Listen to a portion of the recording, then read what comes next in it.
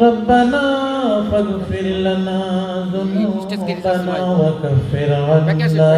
ফরিয়াদ করি মাওলা তার যদি হায়াত থাকে আল্লাহ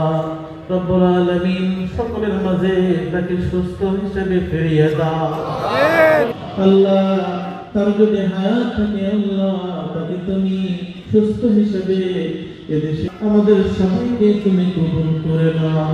আমাদের দেশের মানুষকে আল্লাহ তুমি কবুল করো ভাবে চলে সেই ধরনের শাসক এই দেশে আসার তৌফিক তুমি দাও দেশনেত্রী বেগম খালেদা জিয়াকে আল্লাহ তুমি সবাই কামিল আজল নসিব করো আল্লাহ। কিন্তু তখনকার ছাত্রদল ঢাকা বিশ্ববিদ্যালয়ের জাতীয়তাবাদী ছাত্রদল বলতে ইশরাক দুবেলা পানি খেত ছাত্রদের নাম শুনলে একদিন সন্ধ্যা বিকালে ডক্টর মুশাররফ স্যার হচ্ছেন সম্পাদক জিয়াউর রহমান সাহেব বানিয়ে গিয়েছিলেন বিএনপির ছাত্রদের যে কয়েকজনকে নেতা হিসেবে ছাত্র নেতা কাশেদের মধ্যে আমি ছিলাম সেই টিমে আমাকে সাথে করে এবং এই ছাত্রদেরকে নিয়ে আমি রাগের ঘটনা একটু বলি রেখে মাথা তখন উনি এই যে আজকে আমি দেখার সাথে সাথে ডক্টর মুশাররফ স্যারকে বলেছিলাম কারণ ঘরেই আসলো আবারও তো হবে কেন জানি না আমি বলেছিলাম আমি এখনো আমার বোধগম্য হয় না আমি কি জন্য বলে ফেললাম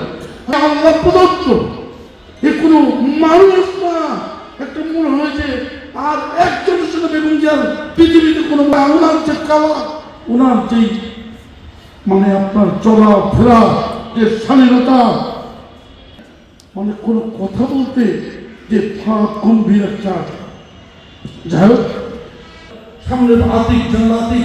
তখন চিফ অফ স্টাফ কার বাসা ছিল তার সম্পর্কে কি নিয়ে কে কি ভূমিকা এখনো পালন করছে সব আস্তে আস্তে করে বললেন আর বললেন বাইরে কোথাও এই আমার প্রথম দেখা এবং প্রথম দেখায় আমি মনে করেছিলাম উনি বাংলাদেশের প্রধানমন্ত্রী অথবা প্রেসিডেন্ট হিসেবে আজও কালো আবির্ভূত হবে ভাইরা এর পরবর্তী আল্লাহ সময় করে বদ্ধ রাখা এটা এক করতে সম্ভব হয়েছিল ম্যাডাম ওই উনি নিবিড় পর্যবেক্ষণ যাকে বলে সিসিইউ ওখানে আছেন ওনার সম্পর্কে বাইরে কোনো কি অবস্থায়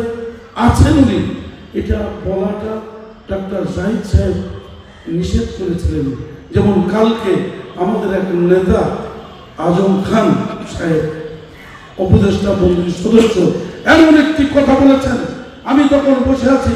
ডিজি ল্যাবের রুমে আমার স্ত্রী টেলিফোন করেছে